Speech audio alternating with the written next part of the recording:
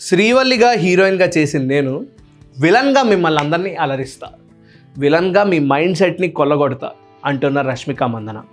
ఎందుకంటే A22A6 అల్లు అర్జున్ గారి 22nd film and Atlee గారి 6th ఫిలింలో రష్మిక మందన గారు విలన్ క్యారెక్టర్ చేయబోతున్నారు. వెరీ క్రూయల్ విలన్గా ఈవిడైతే రూపుదిద్దుకోబోతున్నారు. దాంతోపాటు ఈ సినిమాలో 5 హీరోయిన్స్ అయితే కాస్ట్ అవ్వడం జరిగింది. దీపికా పడుకొనే గారు, రష్మిక మందన గారు, మృణాల్ ఠాకూర్ గారు అండ్ జాన్వీ కపూర్ గారు అండ్ భాగ్యశ్రీ బోర్సే గారు. 5 హీరోయిన్స్. అల్లు అర్జున్ గారి 2 క్యారెక్టర్స్, 2 విభిన్న పాత్రల్లో అల్లు అర్జున్ గారు అయితే నటించబోతున్నారు. సో అల్లు అర్జున్ గారికి రష్మిక గారికి ఉన్న ఫేస్ ఆఫ్ ఎంత క్రూయల్గా ఉండబోతుంది అనేది పెద్ద క్వశ్చన్ మార్క్గా మారింది.